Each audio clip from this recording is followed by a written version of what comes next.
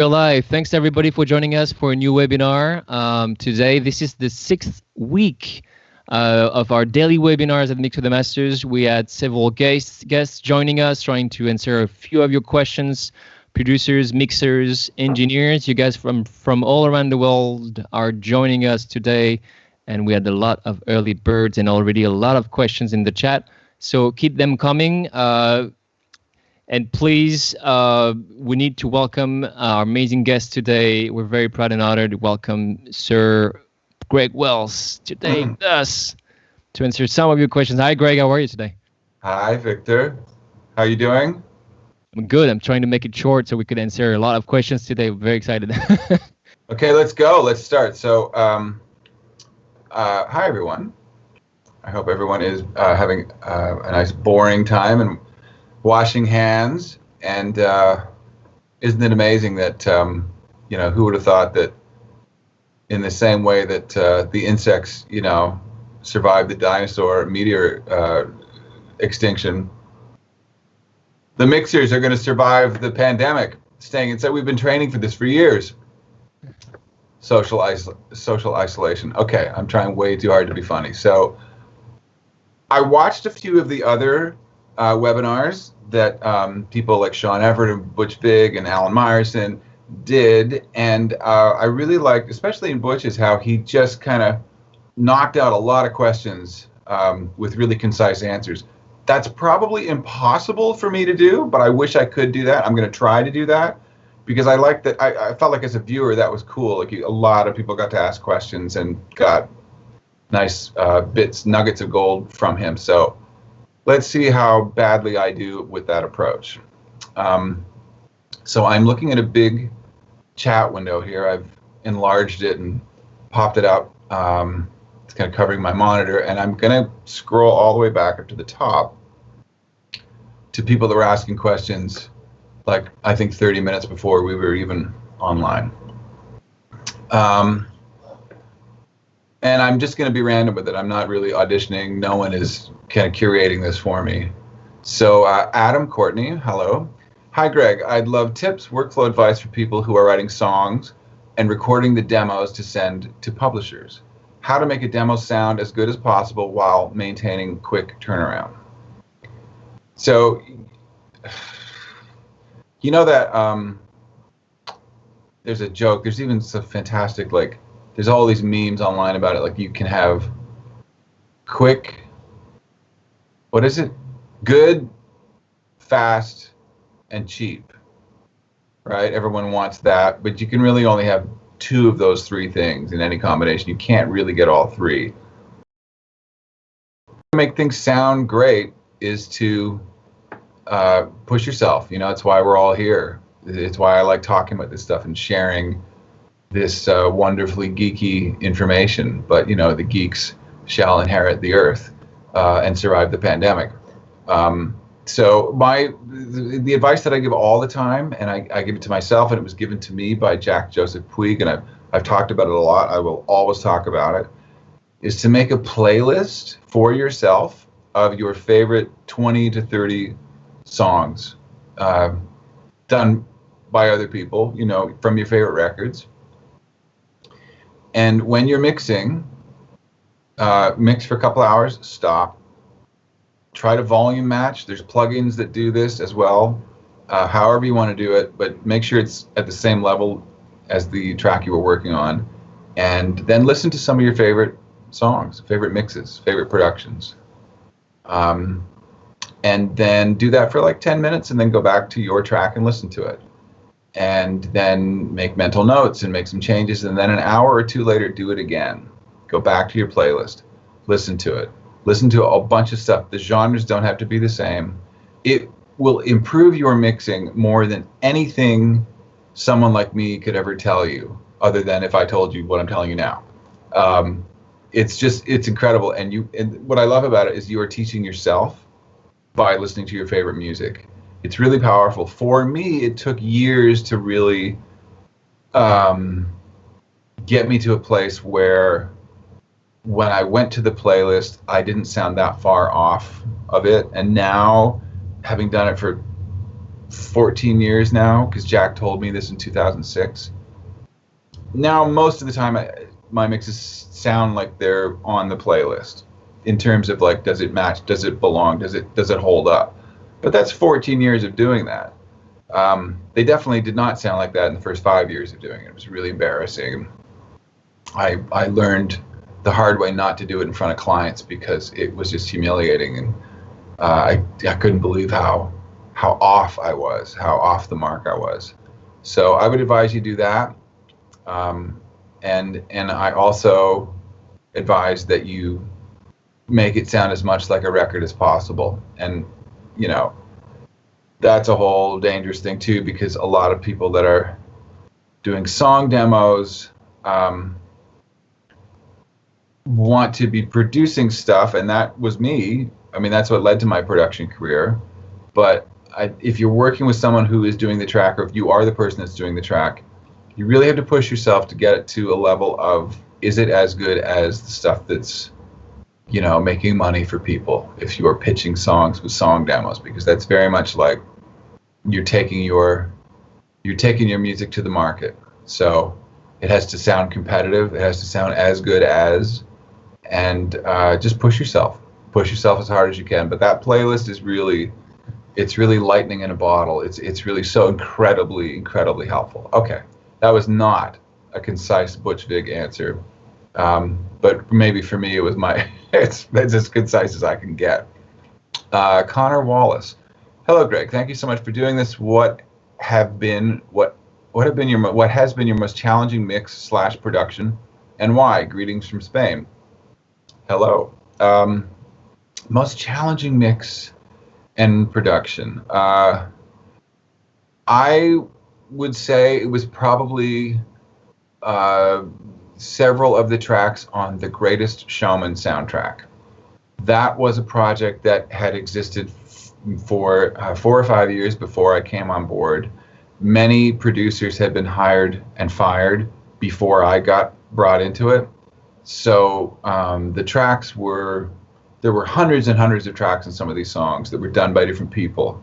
And because 20th Century Fox had hired all of these people, they had the rights to use all the tracks, and they told me that I could use none of it, I could use all of it, I could use some of it, I could replace whatever, I could start from scratch, I could, whatever I felt it needed, and I had, that was coming from the director. So it was sort of option anxiety sometimes, and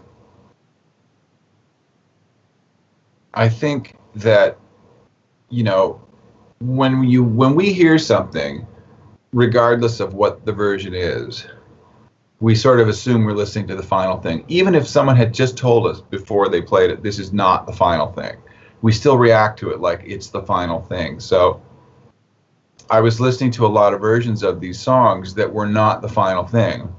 And it's always hard, especially if it's somebody else doing it and I can't see what their process is and where they were headed. It's hard for me to see the finish line. I hope this is making sense. So there were a couple songs where it took weeks and weeks and weeks. One of them was the opening song, The Greatest Show. It opens the movie, it opens the soundtrack album. I love how it turned out. I did a whole Mix with the Masters breakdown of that song and that mix. And I'm really proud of it, but it was an enormous amount of tree shaking, and my co-producers, the songwriters, and Alex Lacamoire, you know, we were all really trying stuff. And I remember kind of in the 11th hour of spending weeks on this one song, I suddenly realized that I felt that the bass line in the chorus of that song, of every chorus, wasn't right.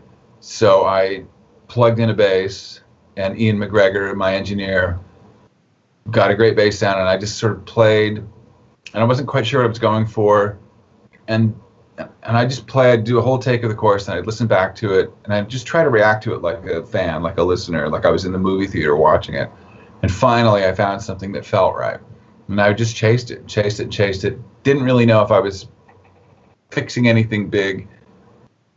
The next day I came in and listened to it and realized I'd sort of unlocked what wasn't working about the chorus. It was I just swung the bass line. It was sort of like that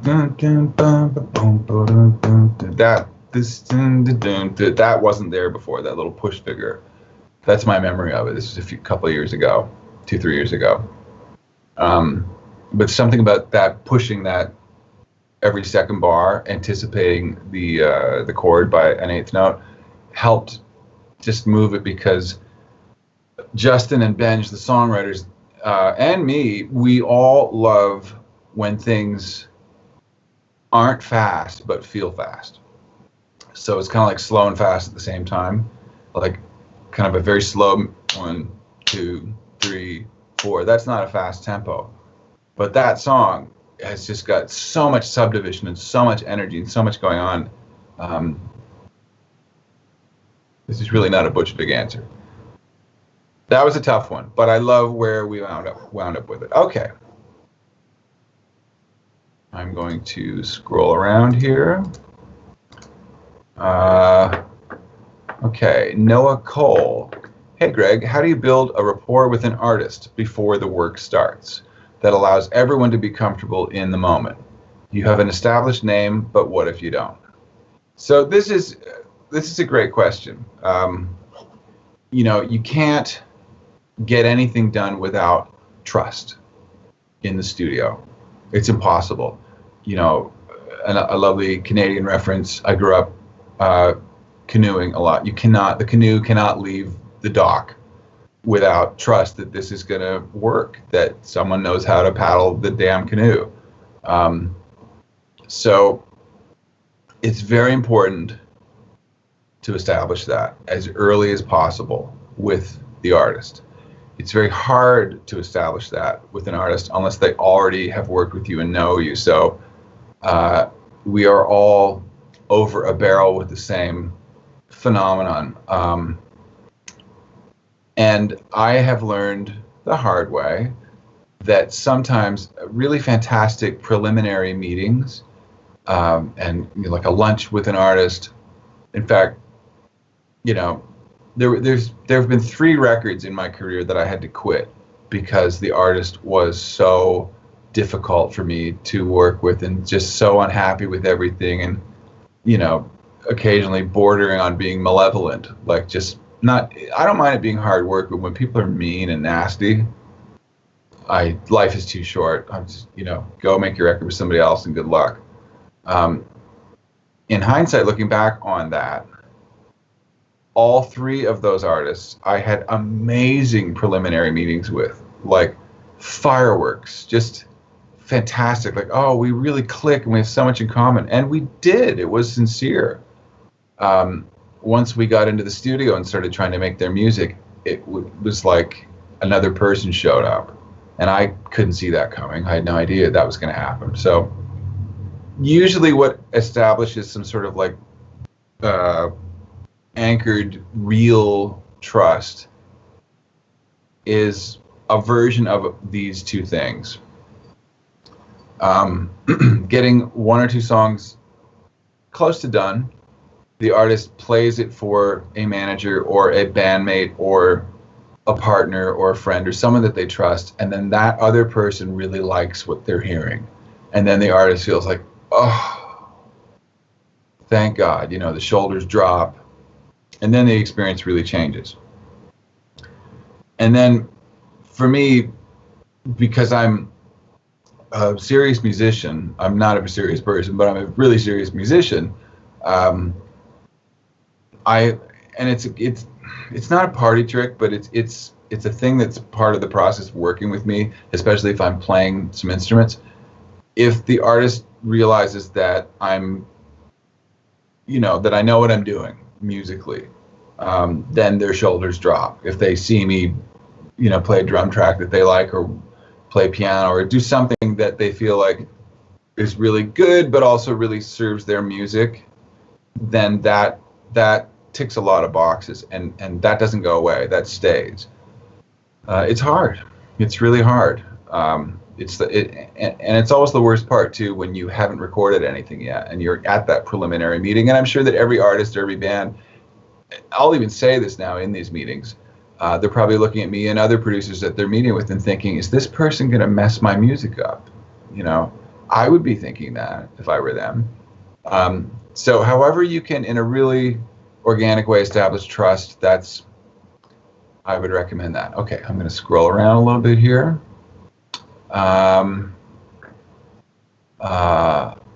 Moscow Entertainment says, no stereo bus technique, please. That's not a question. But fine, I won't talk about the stereo bus. Let's see, Michael Gormley, hello, he says, hey Greg, could you give me some details on how you stay clear about objectives and stay on track when producing an album? P.S. Grace Kelly was my gold standard when I started mixing. Thank you for that. How you stay clear about objectives and stay on track when producing an album? Well, I think that, you know, I guess visualizing is the wrong word because this is an auditory experience, but imagining the finished record, like I kind of hear versions of a finished song in my head before we start. And I think that's a good thing. I think it's the same thing for a chef in a restaurant who wants to make a particular dish. The dish has not been made yet, and there's lots of moving parts to get that thing made. But they have a vision of what they want it to taste like and look like. And so I'm like that with music. And it helps define the destination. And sometimes some of the best things that have ever happened in the studio have been surprises and things that I didn't see coming, or mistakes. That's a big one. So I try to stay open to that stuff. I'm not a fan of pre-production for that reason. I know a lot of producers really love pre-production and you know, will sing the praises of pre-production loudly, but I think that sort of turns it into a rehearsed theater performance, like you're rehearsing a play. And in a theater performance, you got to do that. You're not improvising. You're learning the structure and the architecture of the script, and you want to go out and know where you're supposed to be standing and know whose line is coming next and all of that. And I think when an artist or a band goes on tour, that's just sort of naturally happens anyway, because the lighting person needs to know what's coming up, the sound, you know, and now people are triggering a lot of tracks, and it's all very choreographed and rehearsed. But in the studio, I think if you have too much of that, you're going to lose a lot of the weird opportunity to recognize that a mistake could actually be better than anything anyone had planned for. I hope that answered your question. Okay. Sebastian, I don't know if I can pronounce your last name. I want to. Sebastian no, I'm not going to do it. Sebastian. Hi, Greg. Love your work. The other day on Instagram, you mentioned discovering no mix bus compression. Can you expound on that a bit? Yes, I can, and I will. And this is also honoring the earlier statement of no mix bus technique, because this answer is going to say, I'm not using a mix bus anymore. I have completely changed the way that I'm mixing, which is sort of blowing my mind, and also the results are blowing my mind. So how did this start? First of all, I've been a huge proponent of the stereo mix bus for years, really at this point, because I am such an old man, for decades. And I got hired by Alex Lacamoire, who, as I mentioned earlier, I worked with on The Greatest Showman film. And Alex is the musical right hand to Lin-Manuel Miranda, who is a talent volcano who wrote Hamilton and starred in it. And before he wrote Hamilton, he wrote this really gorgeous musical called In the Heights, about the neighborhood Washington Heights in New York, north of Manhattan. Well, I guess it's on the island of Manhattan. I don't know for sure. I'm Canadian. Please don't get upset. So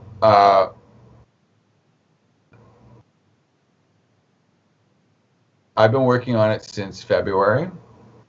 We just finished the movie mixes, which I did here in the studio, and we are soon going to start mixing the soundtrack album.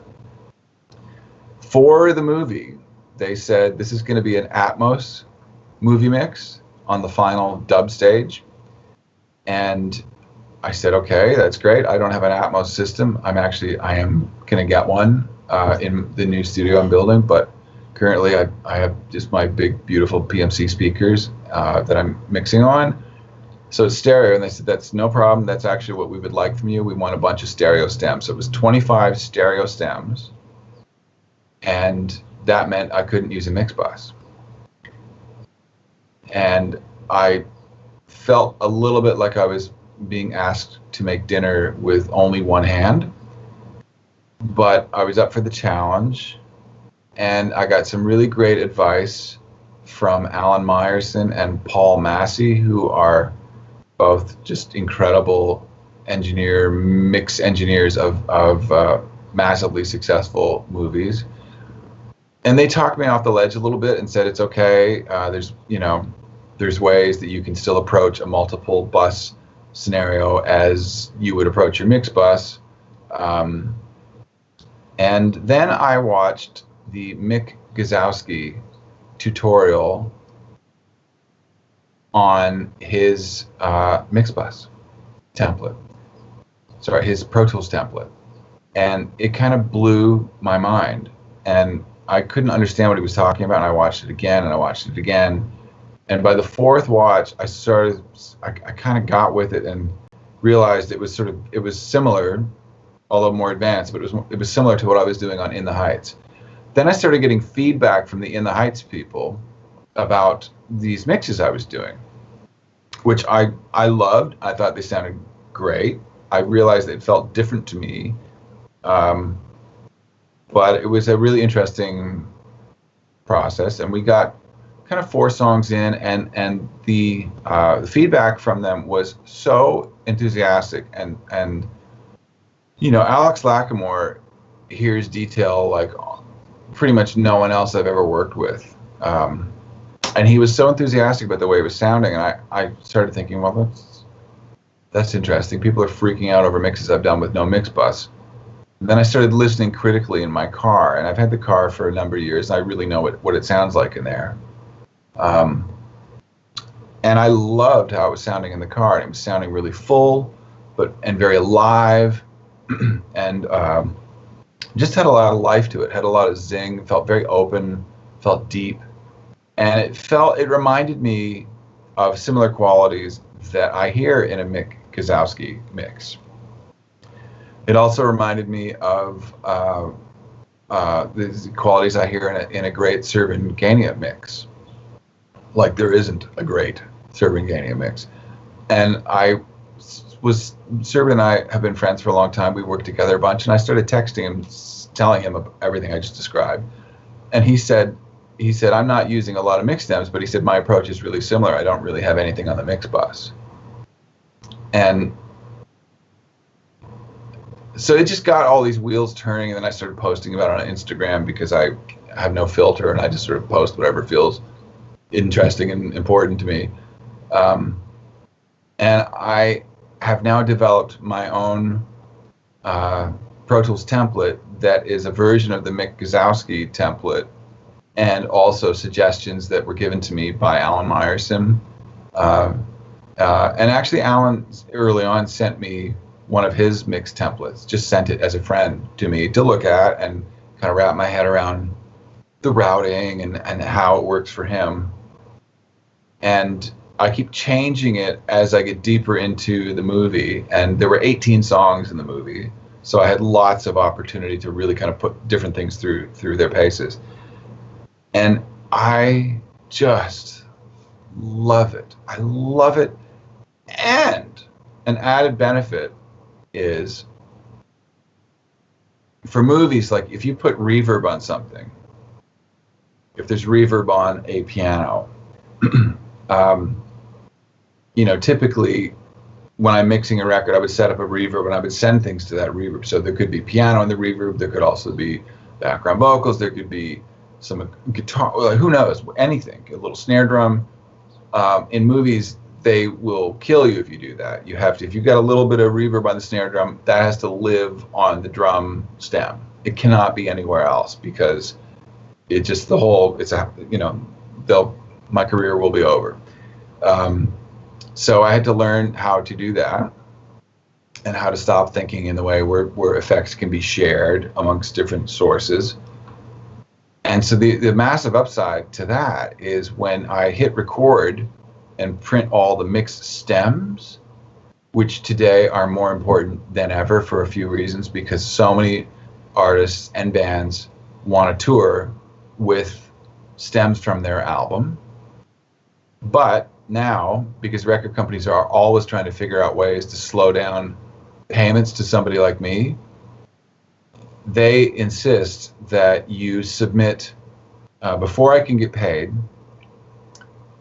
when the record's done, I have to submit all my mixes, of course, but I also have to submit every alternate mix, every stem of every mix, and then the entire Pro Tools session. And now they hire third-party companies to go through forensically and see that the stems do sound exactly like the finished mix. They're just using their ears, I think. You know, one time when I was just really using the mix bus, when I would print stems, I wouldn't go through the mix bus, because that doesn't make sense, for reasons that I know a lot of you will know what I'm talking about. And so the stems didn't sound like the final mix. And this third-party company came back and said, this doesn't sound like the record. And it delayed my payment by, like, you know, a month or two. And so it's just, it's more organized than I've ever been, which is painful for me, because I'm naturally pretty disorganized.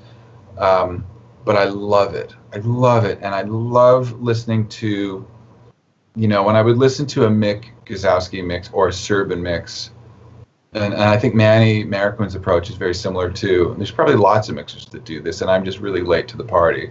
There was always this fantastic kind of distinction between all the different parts, but it still felt meshed together, you know.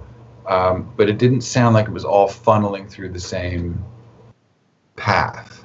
And, you know, I could tell that, like, a loud dynamic on the vocal was not affecting any instruments, and vice versa. And in my ignorance, I couldn't quite clock what was going on. And I'm 99.999% sure that this approach is how you do that. So, you know, I change things all the time. I might go back to going through a mix bus, but at this point, it really feels, pardon the pun, but it feels kind of limiting. Okay. Back to the chat window, which looks like it's frozen a little bit on me.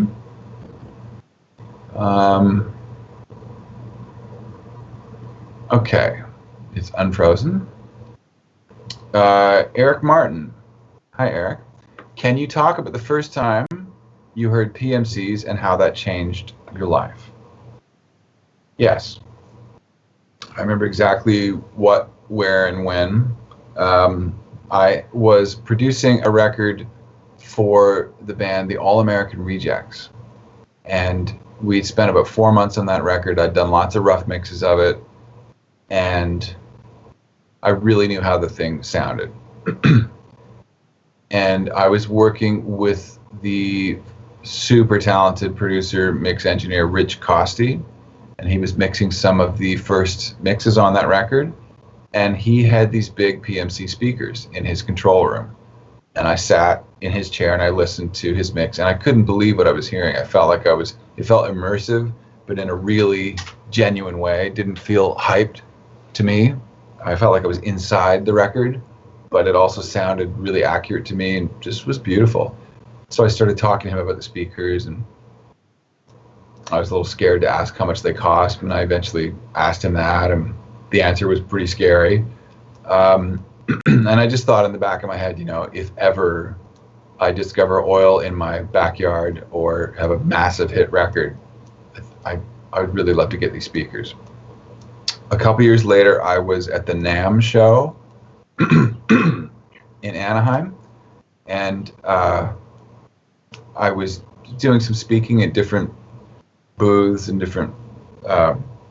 Probably did a mix with the Masters presentation, and I had about an hour between speaking engagements, and so I just was walking around the floor, and I saw PMC had built this huge room within a room of the convention center, and I thought, oh, that's that company. Those were Rich Costey speakers. So I went over and met a couple people and listened to some stuff, and then wound up meeting Maurice, who runs PMC here in America. And super friendly, very knowledgeable guy, is also a mix engineer himself. And he said, look, we're really trying to get the word out about PMCs. They're bigger in Europe. They're made in England. They're more known there, and we really want to connect with people like you. And I'd be happy to bring a pair of speakers to your studio. You can live with them for a week or two, and if you don't like them, I can bring another pair. I really want to give you an education as to what they can do for you. And he started telling me these things in a very sort of like uncharged way, but he just said, you will find that you can mix quicker and better with these speakers using less. That you will have the need to check your mixes elsewhere much less.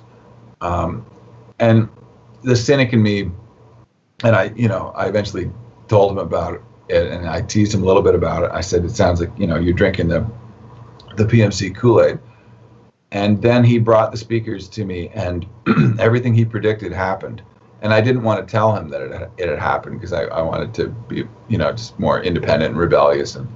And finally I admitted to him, like, you're right, this is really happening, and it's weird. And so I just kept trying to make it not happen. And it just kept happening. The mixes I would do sounded amazing in the car, even just little rough mixes. And Rich Costey refers to his mixing career as pre-PMC and post-PMC. And I know what he means. I feel the same way. And so they gave me a bit of an industry discount, which helped. But I, sold some stuff and carved deep into whatever I had in my bank account and threw everything at getting these speakers. And I've had them for many years now, and I just love them. I'd be absolutely lost without them. And what they do for me is, I can, it's kind of like using just a great lens on a camera, where I can really see what I'm shooting, and I see all the detail, and I can do whatever I want with it after that point. But there's just no guesswork. There's no guesswork. The only thing sometimes that surprises me, and I think it's because of the room that I'm in, that this is a temporary room that I'm in, which sounds really good, but it's not a room that I built or have been in for years and years and years. I've just been here for a little over a year. Every once in a while, like some super low subs will surprise me if I'm listening in the car. And that's just, if I really took a day off and tuned the room, I'm sure we could figure that out. But other than that, it sounds exactly everywhere else like it sounds sitting in the chair that I'm sitting in right now. And that's huge. It's every other pair of speakers I've owned. There's so many speakers that sound great and that are really fun to listen to music on. And just from my own experience, the only ones that I've consistently had an experience of loving the way they sound, and also being able to take stuff out, are these PMC speakers. There's some smaller barefoot monitors that I had a similar experience with. The first Footprints, they just came out with an O2 footprint, but the first ones, the ones, or the O1s, I did several mixes on that, and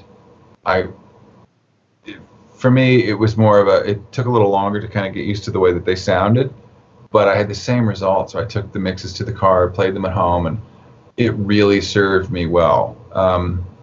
It's worth mentioning too, there's another pair of speakers that are really affordable, super affordable, and I have recommended them to a bunch of people, and I've used them a lot myself, and I've always had the same results where they mixes really translate beautifully for me, and for anyone that I've recommended them to, they have the same experience. They are made by PreSonus, and they're called E8s, and I think they cost about $400. Worth checking out. Okay, back to the chat. Richard Cleaver says hello, and that's it. Hi, Richard. What do we got here?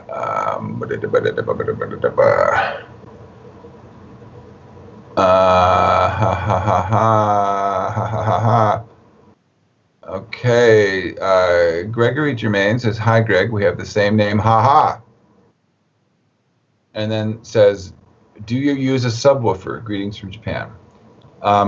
I have used subwoofers in the past, and I am not using one now. These crazy big PMC speakers have a lower extension on them, which they don't call a subwoofer. People have, other people have sort of presented an argument where you could consider it that, but I don't think it is. So I guess the answer is no, I don't. Okay, more random stuff. Okay, Frida Lepori, hey Greg, and thanks so much for answering our question. When mixing in the box, may I ask what's lately on your mix bus? Do you still use shared compression and EQ there, or more on instruments vocal buses? So I think I've already answered that. I'm doing a whole other thing where I have, I don't know how many it is, but like I have a drum bus, I have a percussion bus, a bass bus, guitar 1, guitar 2, guitar 3, piano, synth 1, synth 2, orchestral, lead vocal, background vocal, miscellaneous 1, miscellaneous 2. That's from memory, but I'm pretty sure those are the buses in my new Pro Tools template for mixing. And then I like to use some processing on all the buses, and it's fun to, turn it into a group, and you modify the group in Pro Tools, and you tell it that anything I do to one plugin on this one bus will affect all the other same instantiations of the same plugin in different instantiations across the buses. So it's kind of like a mix bus, but it's not. But I get to mess with things in the same sort of one fell swoop that I would on a mix bus, which is really fun. And then you can turn the group off and then go in and tweak things individually. But that's my new way of mixing, and I really love the results. Okay, moving around here. The newest question is from Joshua Palmensoffer. I hope I'm probably not saying your last name correctly, so I apologize. Was there a time in your career when you almost quit? Absolutely. It was 2004, and I had been producing a lot of different records for about 4, 5, 6 years at that point, and I'd had some success as a songwriter,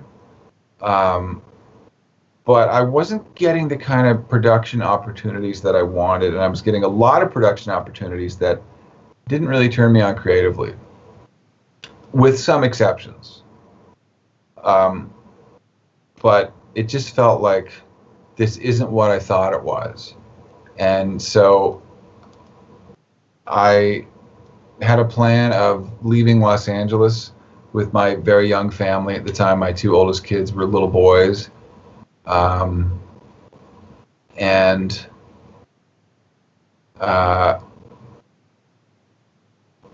We were going to move to Salt Spring Island off the west coast of Canada. And we had a house picked out, and we had our house on the market here in Los Angeles for 48 hours. And I told my manager at the time, and he convinced me to continue to visit that island, but not to move there. And he said, Greg, I'm telling you, you are about 1 or 2 years away from the lucky break that you need to have the career that you've always wanted. And you put in all of this effort and all of this time, and if you walk away from it now, it's just such a missed opportunity. It was really fantastic advice. And he said, just give me one more year. Just give it one more year. And if you still feel the same way that you feel now in a year, then okay, go move to the island, go change your life. And 10 months later, I got asked to produce the artist Mika from London, which had that song Grace Kelly, which someone had mentioned before. And that record wound up selling 5-6 million records and had it was a huge debut album. And that changed my perception of me being a record producer forever, especially in Europe. It was more of a hit in Europe and Canada and literally every other country in the world except America. At the time, unfortunately, the record was a bit too flamboyant and too gay, really, for American radio. They wouldn't play it. But no other radio station on the planet seemed too bothered by that. And it just, it changed the perception that I was someone who could make money for an artist and, more importantly, for a record label. Even though I was the same person that I was before that happened. But the perception of success really changes all kinds of stuff. And it's weird, and you just have to sort of, it's a nice problem in the world of problems. You just have to kind of deal with it. I hope that I answered your question. Okay. Let me go to some of the earlier questions because I'm sure that I've missed. Okay. Things frozen again, sorry. Don't freeze on me. Okay.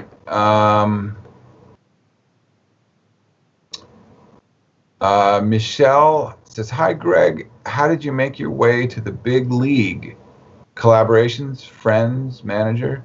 That's the kind of thing that I don't feel that I am, I suppose if I read my Wikipedia entry or, my management company has a bio on their website, if I read that and I pretend I'm reading with somebody else, then yeah, it seems like, okay, that person has done a thing.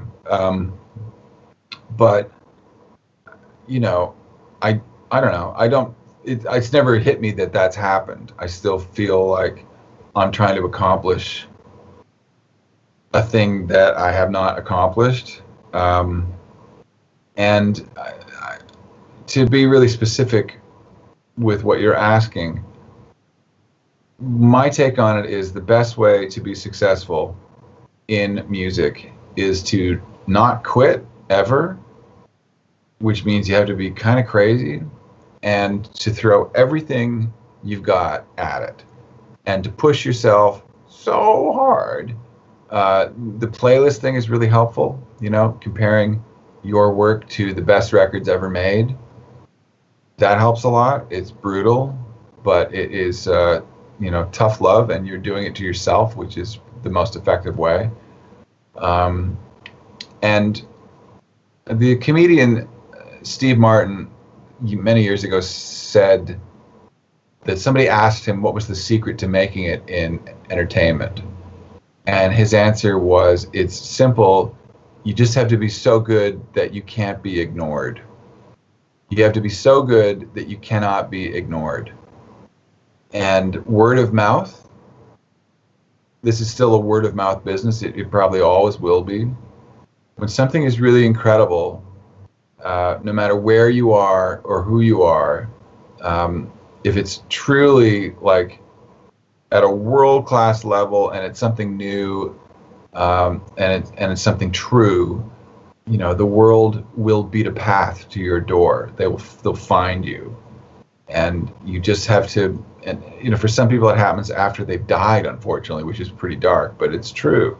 And often it happens when people are alive and well. You just have to believe in what you're doing. I don't think you can think about external reaction or second guessing what other people are going to think. You have to think it's great. You have to be excited by it and stay focused. And, you know, like John McBride at Blackbird Studios in Nashville says, good is the enemy of great. Don't settle for good. Don't settle for really good. Great has got to be the ground floor. And the playlist really helps with that.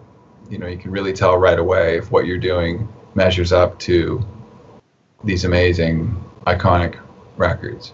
That is the way to make it into the perceived big league. Is just be as great as you can be a nice person, don't be an idiot, you know, be somebody that people are going to want to see the next day, and just try your best and focus on it really hard, and then that becomes the new norm for you, to just apply that level of focus and care and attention.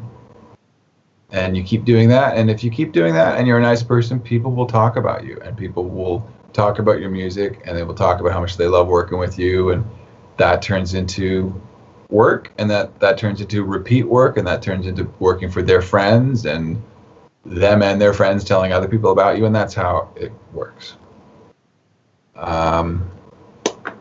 Okay. Let's see. Stephanie Rendell says, hi, Greg. I really appreciate what you're doing for Doctors Without Borders with the Mix auction. Would you consider doing something like that with Mix Critiques? Sure, I'd consider doing all kinds of things to raise money for Doctors Without Borders. What Stephanie's talking about is I just, on Instagram, on my little Instagram account, maybe, I don't know, a week and a half ago, I found myself sort of impulsively posting the first person that donates $100 to Doctors Without Borders and emails me the receipt, I will mix your song for free. And I didn't realize that it would get as big a reaction as it did, so I got a lot of emails, and I said, okay, so let's stop. I'm going to do the first 3 that I got, and then once I get those 3 done, then we'll pick this up. And then I was just talking with my wife and trying to figure out, like, how can I really make this the most effective thing, and then I connected with the company Charity Buzz that does all kinds of things with people way more celebrity famous than me, because I'm not at all. But, like, you know, with movie actors and famous singers. And there's another company called Omaze that does a similar thing. And Charity Buzz was really interested in trying to do something, and so we set up an auction where whoever wins the auction will get a mix from me. So I'm going to do that. That's my next thing, and then we'll see where it takes me. Maybe Stephanie, maybe you can in the chat window you can suggest, like, what you think the idea could be for Mix Critiques. It's a little hard for me to see that. But I'm not saying it's a bad idea. I'm just saying I'm a bit dumb and I can't quite see what that is. But maybe let me know, or you can write me an email through my website. Just go to the contact page on gregwells.net. Okay, what do we got here? Come on, chat window. It seizes up every once in a while.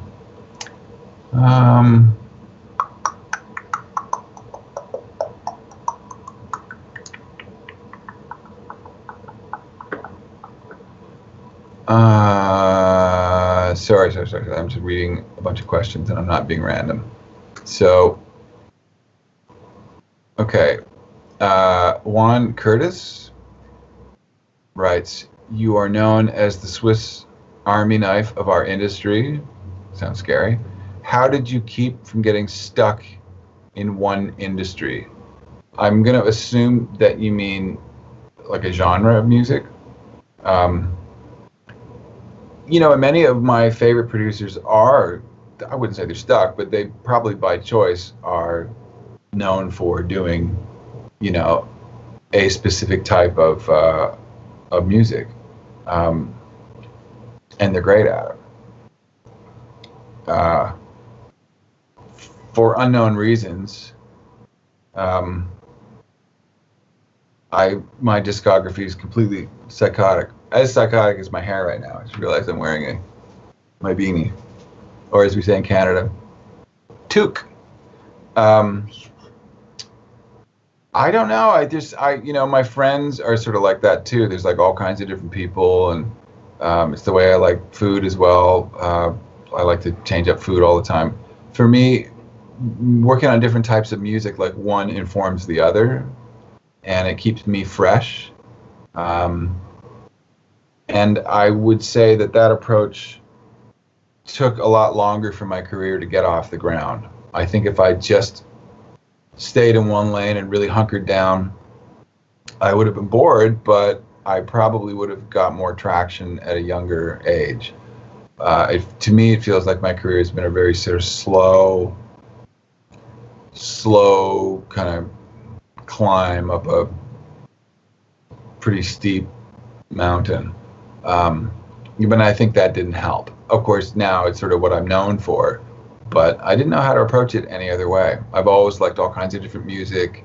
When I'm at home, I'm not listening to pop music. The reason I work on pop music more often than not is because I think it's fair to say I'm not a pop musician. I'm really more of an indulgent, but really more like a jazz musician.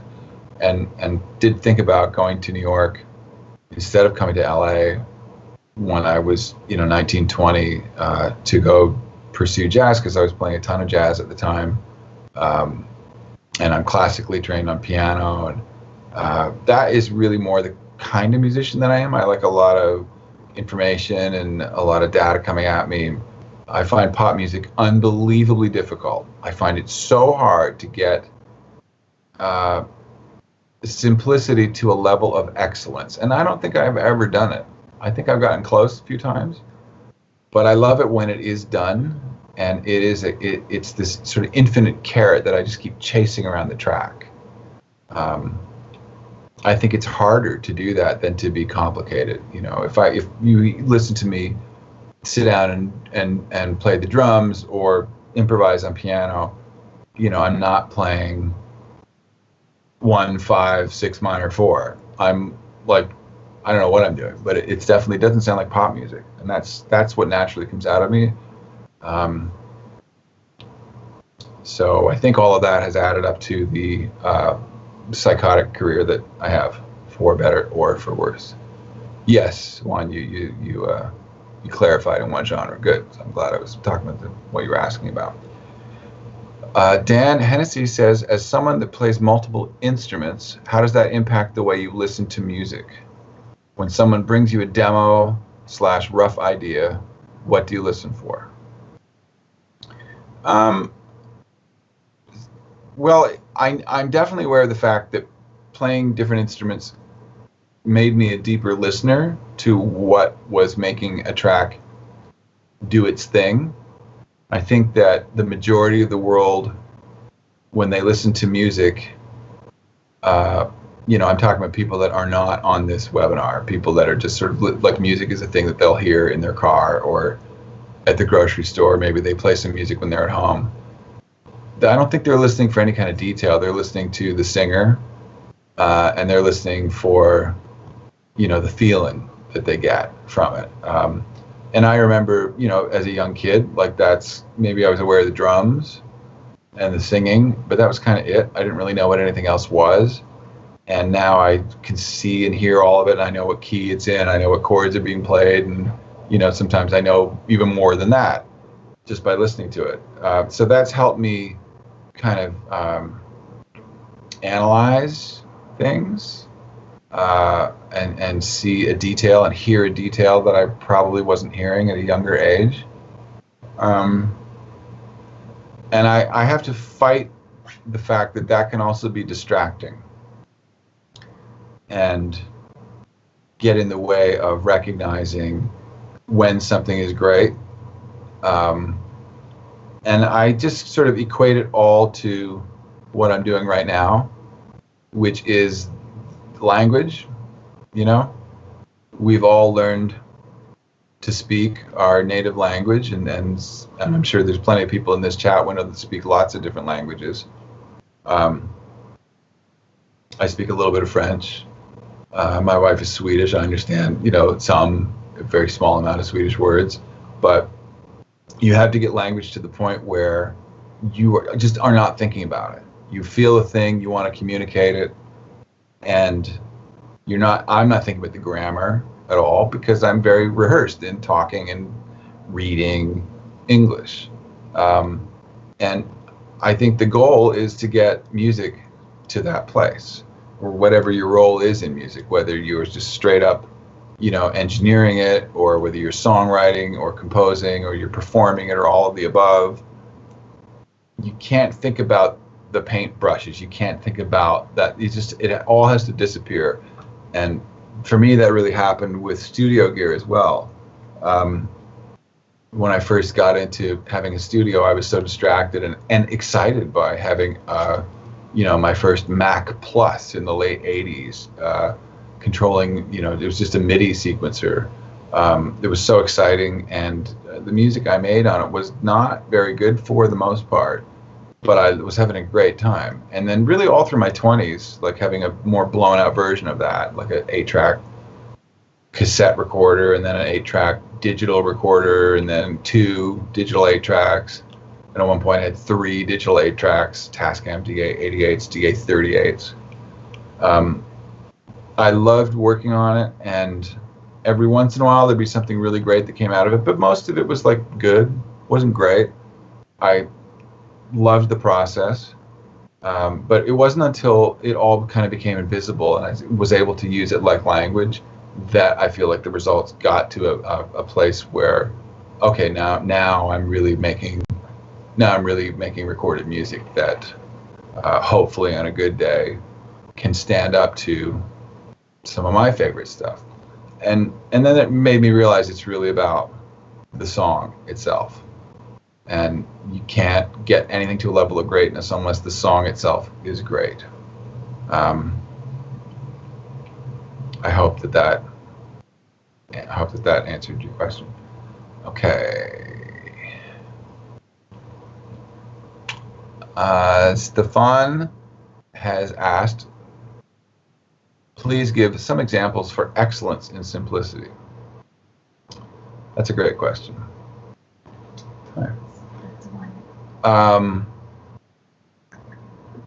Well,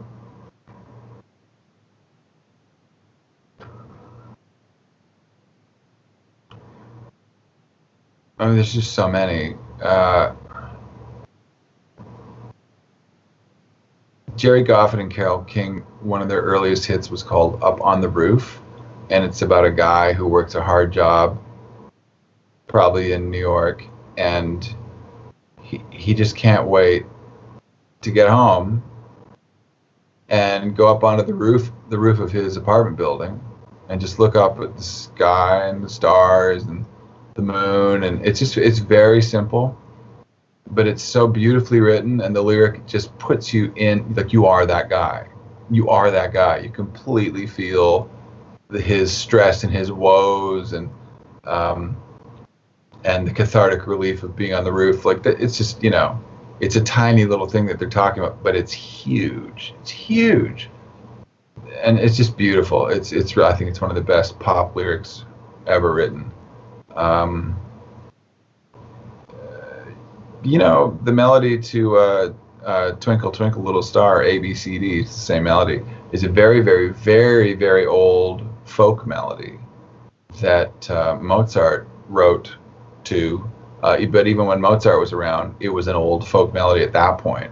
That's a lovely melody that just sort of ticks all the boxes and delivers, and I've sung it to all my kids, and they all know it, and so many kids know it. It's been around for hundreds and hundreds and hundreds of years, maybe longer. I think it was Haydn, the composer Haydn. Maybe it was Handel. one of those guys said the invention of a simple melody is a work of genius. And I think that's saying a similar thing. It's saying it better than anything I've said. I think, some of Max Martin's best stuff does that. And the whole Swedish pop thing is very influenced by trying to achieve, a really big, warm feeling out of a very economic, melodic place, but making you feel emotions. But I think it's a tinier frame. It's not like a big, massive 30-foot wide canvas. But that's the power of it. That's what I love about it. Listening to Stravinsky or Nat Coleman is the exact opposite of that. I also love listening to both of those musicians. I think Paul Simon does an amazing job of taking some very complex ideas and distilling it down into something that's really, really, really digestible and musically excellent, but also reasonably musically simple. Not in a dumbed down way, but in that kind of amazing just collecting of feelings and things that he wants to say as a lyricist, and then just putting into some incredible song. One of my favorite lyrics of his is everybody loves the sound of a train in the distance. Everybody thinks it's true. Like, that's the chorus of a Paul Simon song. It's so brilliant. That's a guy that's plugged into an outlet that I will never find. Okay. Whoa, what was that sound? We're 1 hour in. Okay, so believe it or not, maybe it's easy for some of you to believe, but we've been doing this for an hour. I have a lot to get done today, so let's just do a couple more questions. Joshua Quarles says, "Hi, Greg. How do you prevent a buildup of sibilance on vocals during the mixing process?" It's different every time. The S sound is so weird, and it's different on every microphone, and it's different from every singer on every different microphone. I never know what I'm getting into, and sometimes it's obvious that when I hear somebody sing in the room and then we put them on the mic, I realize there's going to be a real S problem. Sometimes it's a total surprise, and the S is just like an ice pick being, like a bow and arrow coming at my ear through the speakers. And then sometimes it's not an issue at all. It's really weird. So there's so many ways you can do it. My favorite way to do it, when I have the time to do it, is to go in and find every S and clip gain it down about 3 to 4 dB, sometimes more if needed. When I don't have time to do that, I like to use the Fabrice Gabriel's de-esser. I think it's called the E2 Eosis. And the FabFilter de-esser is really good also in oversampling mode, 2 times oversampling. And my favorite analog de-esser I've ever heard is Empirical Labs de-esser. It's amazing. But really, my favorite way to do it is to go in and draw them out or draw them down. And it depends who's singing. It depends what microphone is up. It's a different thing every time. But the way to fully control it, which just takes longer, is to go in and handle each one individually. Let's see.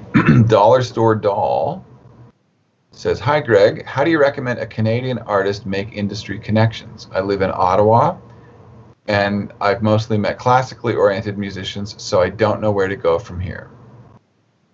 Okay, so I have to make some assumptions here, and I guess you mean in more of the pop music field. So I'll try to speak to that. It's a boutique industry, like a lot of things are. And I think as an artist, as a composer or as an artist, you can live anywhere. You don't have to live in the company town. However, when you're somebody like me who is on the other side of the recording studio glass, I'm not on camera, in a way that, like, I'm not the face of the front of the CD. I'm not the artist. I'm helping things get made. I have to live in the company town. If I was in tech, I would probably be living in Silicon Valley. If I was in cars, I would probably be living in Detroit. You sort of have to go where the work is, I think. Every once in a while something changes, and I love what the artist Drake has helped build in Toronto, where Toronto is really like a destination now for, especially for hip hop, which is something that I could not have seen coming 20 years ago. But it's really a true thing, and there's always been amazing music in Toronto, as there has always been in Ottawa. I mean, talent's not regional; talent is everywhere. However, the mechanism of the music business is absolutely regional, and I know lots of very successful record producers and record producers / songwriters who have worked with some of the world's biggest recording artists and written massive songs, who were based in LA and left LA for a while, and they all came back. I don't know exactly what their reasons were, but basically this is where the work is, and there's so many artists that come here to make their records and to write songs, and to be in the petri dish of that. I guess that's a bad reference to make in the middle of a pandemic. I apologize, but just the geography of Los Angeles as a place, you increase your chances by so much by just being here. You can do it from elsewhere. You can. This is already hard enough to do it from Los Angeles. It's tough, and if you're doing it remotely, it can be done, but there are 10,000 people in Los Angeles that are trying to do it from here, and they are in front of you in line. If a publisher or a manager or a record label says, "Can you come back in next week for a meeting?" They don't have to buy a plane ticket. They're here. They can drive to the meeting. So that's just been my experience. I know it's not easy for someone to just uproot and move 3,000 miles away, but that's what I did. It's the best thing professionally I've ever done. Let's do one more question. I will try to get this chat window to work for me, and I will go to the end. Here we go.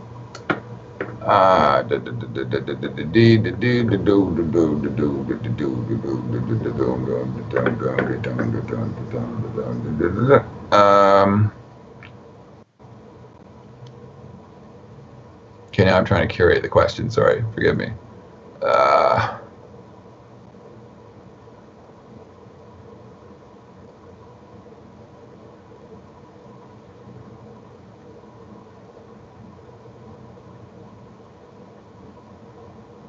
Well,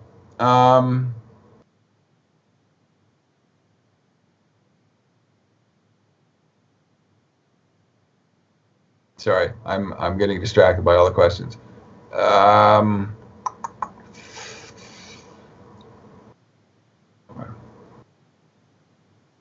This is interesting. So I think I've already answered one of your questions. Juan Curtis has asked, have you ever listened to an artist perform a song one way and you took the song a completely different way? So I have an interesting answer to that. The super duper talented, lovely sweetheart of a person named Keith Urban. We have written a few songs together and produced some songs on a couple of his last albums. And I think every time we've written together, with maybe one time this didn't happen, but every other time, either he or I would be playing a chord progression on guitar or piano, and he would start singing over it, and I would think that beat 1 was where I heard it, and then I'd get little hints, just little indications from the way he was singing it that's not where he was hearing beat 1, and then I would ask him, like, where are you hearing 1? He'd say, oh, here on this chord, and it's not at all where I heard beat. So it changed the progression completely, but the way that he heard it was so much better. And the fact that that's happened more than once, one of the songs it happened to actually became a huge hit for us. It was a song called Wasted Time, went to #1. I think he still ends his set with it. It's a really fun, very big kind of celebratory song. But at some point, I think after about 30 minutes of writing that, I realized he was hearing it completely differently than I was. And that was just one of those moments where, I could have been a dummy and said, no, it has to be like this. It has to be the way that I'm hearing it in my head. And then I realized, actually, it's so much better the way that, like, I'm wrong. Even if I had originated the chord progression and I knew that this F chord was, the first chord in the progression, but if Keith heard the third or the second chord as the first chord, that's the thing to chase. Just, staying open to that. And then that sort of leads me down this rabbit hole of, I think it's really important the people that you work with, they should be better than you. They should see a thing that you can't see. They should be able to do a thing that you can't do. And that always pulls results out of me that wouldn't happen otherwise. And I hate being the most talented or the smartest person in the room. It's really boring. And I like to work in a situation where there's a sense of mystery for me. And we're chasing a thing and I'm trying to decode what it is. But yeah, with Keith, pretty consistently, that seems to happen to us. And it's just sort of a nice problem. So I got to get to work. But I really thank you all for joining me here. And thanks to Mix with the Masters for asking me to do this and setting this up. And it's really cool to share ideas like this. And I hope everyone just stays healthy and happy and a little bit bored and very much inside, more than a little bit. And I look forward to all this madness subsiding and getting back to a slightly more normal way of life, whatever that means. So Victor, do you want to jump on here? What do I do? It's just that's perfect. Thank you very much, Greg. Okay, great. Thank you. Do I turn anything off? No, we stopped the stream now, and that's it, pretty much. Okay, great. Was that okay? Yeah, that's great. Thank you. All right. Okay. Have a good day. You too. Night. Thank you.